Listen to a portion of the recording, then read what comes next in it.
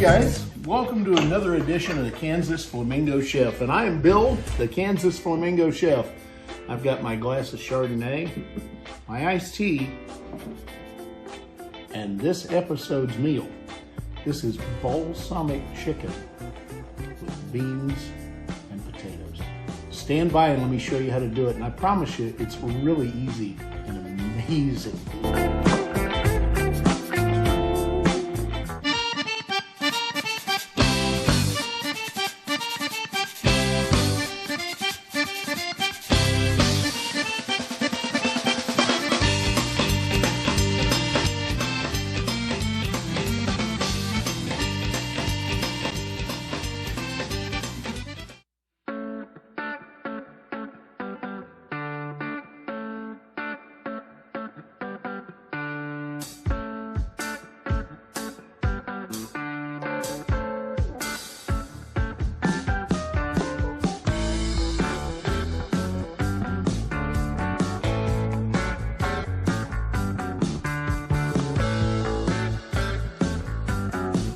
A few other ingredients you're absolutely going to have. Butter.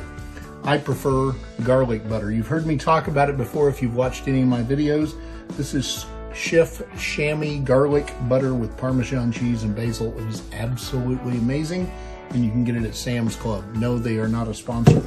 You also need some white wine. Honestly, it doesn't matter what kind, but don't use an overly sweet wine. You can use a Chardonnay, a Sauvignon Blanc, a Chenin Blanc. You could even get away with a Chablis, but don't use a Riesling or a Moscato. That's going to be way too much sugar. We need some Cavender's Greek seasoning. If you don't like Cavender's Greek seasoning, my first question is what's wrong with you? But we are going to need some of this or some other kind of Italian or Greek seasoning. Very important, it's not balsamic chicken if it doesn't have balsamic vinegar. Get a good balsamic vinegar. Don't go cheap. Don't get the $1.29 stuff. Get some that says it's aged in oak. It will be much better. And last but not least in this short list of others, some mushrooms. They don't even have to be fresh. You can use them out of a can. It wouldn't be balsamic chicken if it didn't have chicken in it, now would it? So I prefer chicken thighs, but chicken breasts work just fine. Just slice these like so, and the idea is to slice them fairly thin so they're like chicken strips, and then just cut these little strings of fat off of them. That's really all you got to do. Each chicken breast should yield 4 to 5 slices depending on how big a chicken breast you have. These are pretty small, so there's going to be about 4. Realistically, you want 1 chicken breast per person because that's going to yield about 4 to 5 slices. That's all you need. Now, if you got giants that eat like horses, fine. Cook 1.5 to 2 chicken breasts. But I'm telling you, 1 per person is plenty. Okay, so for this dish, I'm going to do something I don't do very often, and I'm going to start with some olive oil. I'm going to get my heat going on the pan here. We've got a deep saute pan and a lid to go with it shortly. One thing to have on hand while you're doing this, salt and pepper and water. Now, I absolutely will not use tap water in a dish because I hate all that chlorine that goes in there and how it changes the flavor. So I use a 0 water filter. So just a jug. You can use any filtered water or bottled water, but 0 water I think has the cleanest flavor. Okay, so we're gonna get started. First thing I'm gonna do, put a little olive oil in the pan. You don't need a lot, let that warm up. And I'm going to start with the potatoes. So I'm going to pick out the little ones here and put those into the pan. And keep in mind, you don't need 10,000 potatoes, but you do want quite a few. So we're going to go a little crazy here. I just want the littlest ones. One reason is they cook faster. Another reason is they look better on the plate.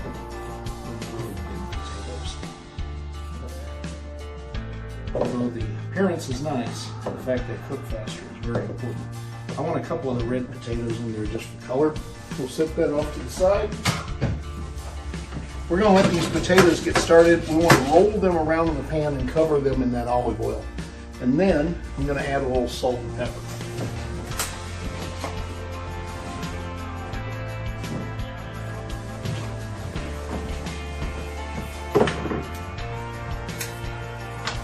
I like fresh ground sea salt. You can use any kind of salt you like. I wouldn't recommend bath salt. And a little pepper, fresh ground pepper.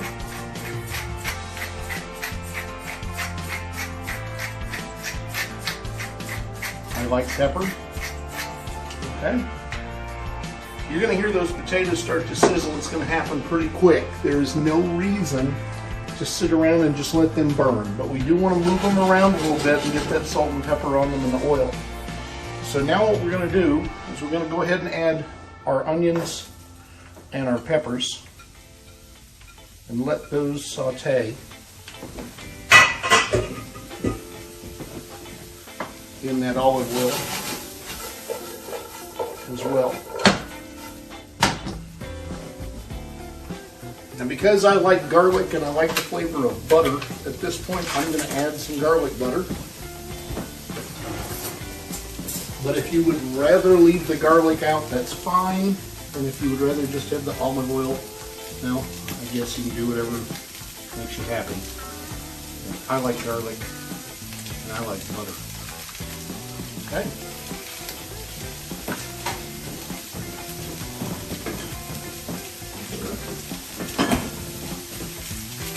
You're going to hear that saute pretty quickly. And as it starts to saute, you want to make sure you move that around in that pan and let that butter break down, or if you don't have butter, the olive oil. But you definitely don't want to burn the peppers and onions, because if you do that, you're starting over.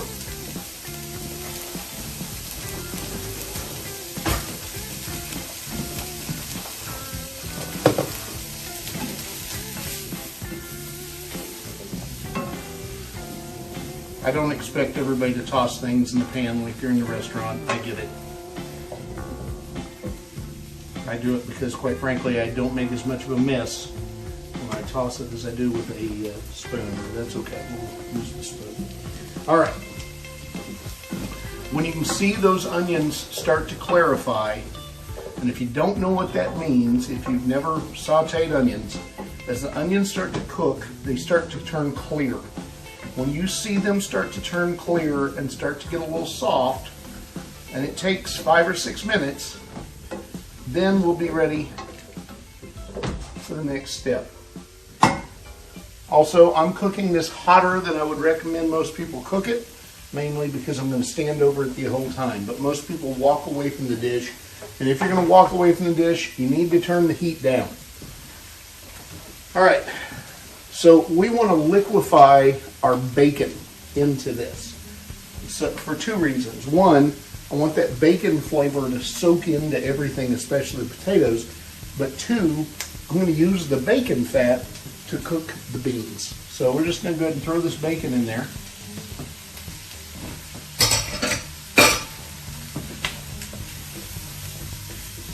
Move it around in the pan a little bit.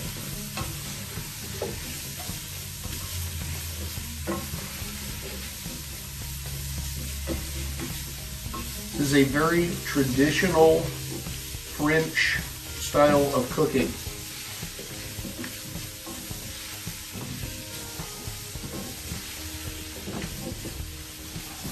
Okay.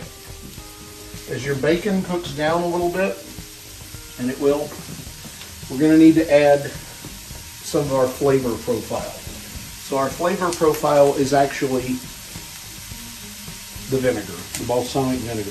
We're not going to use a lot of this, maybe a teaspoon or so at the most. Okay, that's about a teaspoon.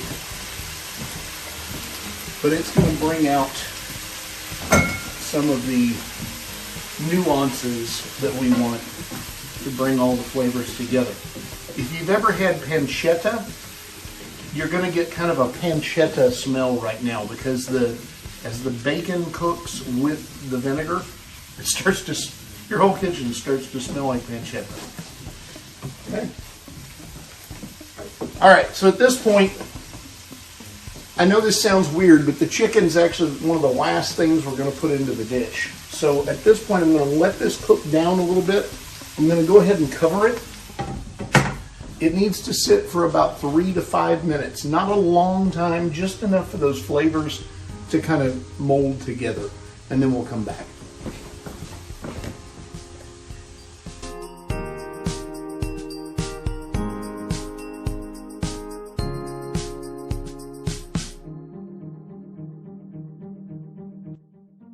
Okay, so it's been about 3 minutes. I mean, you can tell by the clock, right? So I'm going to open this top. Oh, wow, does that smell good. Now you can see it's really cooked down in a mere 3 minutes covered. And the fat is starting to render, so it's starting to get a little thicker in here. And that's from that bacon fat. That's exactly what we want it to do. So we're going to go ahead and open our can of mushrooms. We're going to use a little bit of this liquid, but not right now. So I'm actually going to reserve it for a moment.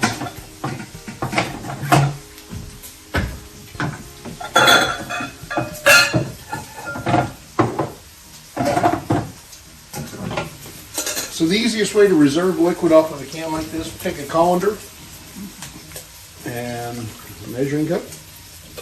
There you go. It's fast and easy trick. Now the reason I want to do that, that liquid is awesome stuff. We don't want to throw that away.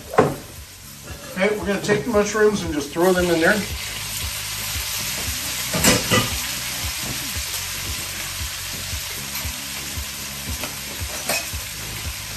And stir them into the beautiful mixture.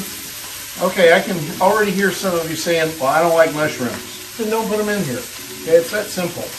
You can adjust these things to fit your own flavor profiles, but I'm telling you right now, give it a try. You might be surprised how good it is with the mushrooms in it. All right, we're going to put the beans in here. And some Greek seasoning, quite a bit actually. For those of you that always want measurements, it's probably close to 2 teaspoons, maybe 3. We're going to add a little bit of white wine. We don't need very much at the moment, maybe a tablespoon. That's going to bring all of that together. You can hear it mixing together. Move this around. Don't want to burn anything. Okay. Now what we're going to do is just lay our chicken right on top of this, but here's the secret. We're going to pour this mushroom water over the chicken first. And let that mellow together. And just start setting these chicken strips on here.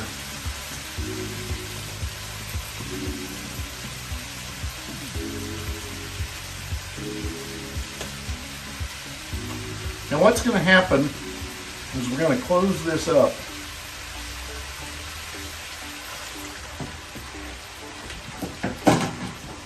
And we're going to let the chicken actually cook by steam for a few minutes.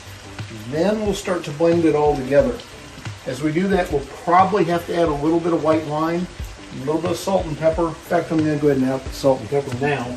But the idea is to let these flavors blend.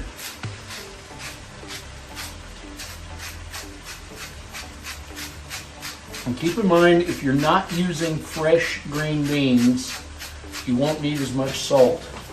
But when you're using fresh beans, they eat up a lot of salt. So you got to have some. And they take longer to cook. But the nice thing about using the fresh beans, you get a more solid flavor, and they're almost like a timer because they'll tell you when the chicken's done because the beans will be done. All right, go ahead and put the top on this. Turn the heat down a little bit. Leave it alone and set a timer for about 10 minutes. Alexa, set a timer for 10 minutes. 10 minutes, starting now. See you in 10 minutes.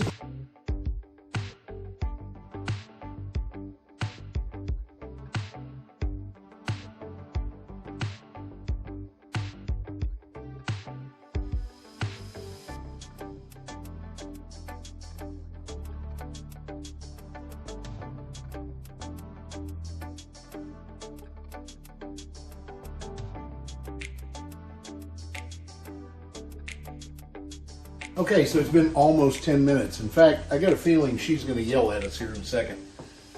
Alexa, how much time's left? You have less than 10 seconds left on your 10-minute timer. And there it is. Alexa, stop. Okay, so that tells you it's been 10 minutes. Let's go ahead and take the top off. Hopefully you watched in high speed as it was cooking, and you can see it's really cooked down. Now what you want to do is just start moving this around. There's not much liquid left, and you can see the beans are pretty soft, and I promise you this smells amazing. Okay. All right, so we're going to season this one more time. And to do that, we're going to take our Greek seasoning, add a little more of it. Okay, it's about another teaspoon or two, and we're going to give it just a splash of the balsamic, probably a half a teaspoon at best, and a little more pepper. Now at this point, if you want to add some herbs to this, you can. And if there's an herb you really like, I'm going to crush up a little dried parsley, or correction, dried basil, and put on here. So this is just basil that I grew in my kitchen, in my herb garden. At the moment it's empty because I just restarted with new herbs. But if you do grow your own herbs in your house or in an arrow garden, whatever you harvest, if you're not using it, dry it in the oven or just put it straight in the refrigerator. Put it in a bag like this, and you can use it for quite a few months. I'm just pulling the leaves apart. Throw that in there. A bay leaf would be fine too, but I like that fresh Thai basil. We're going to roll that in.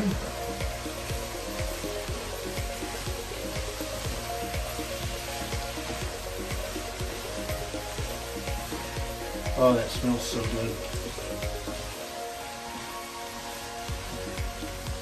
Now you guys have watched in real time. You can see on the clock here how long this has taken.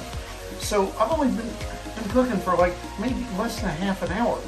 And this will easily feed 3 or 4 people. I mean, quite frankly, 4 or 5, depending on how you divide it up and how much chicken you give each person.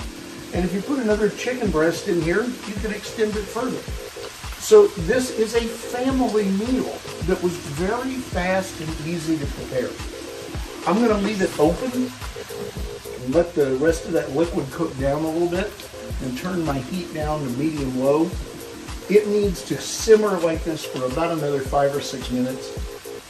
When I get ready to pull it off to serve it, when I plate it, I'm going to add a little bit of Parmesan cheese over the top just because it makes it look good and I like the flavor. And I actually am going to throw a little bit in there right now just to mellow some of that flavor in. All right, I'll see you in a few minutes when we plate this. When it comes to plating a dish like this, you really can do it just about any way you want. If you want to use a plate, pasta bowl, whatever trips your trigger, I guess. Because it really doesn't need anything else with it unless you want to serve some bread. It already has meat, it already has vegetables, it already has a starch, and it's got 3 colors. That's all you need on the plate. So I'm just going to put it in a pasta bowl.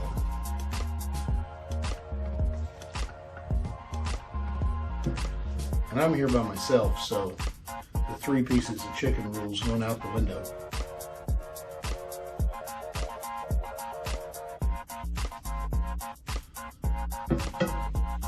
What I do is make sure I get mushrooms and bacon. All right, spread a little Parmesan on top of that.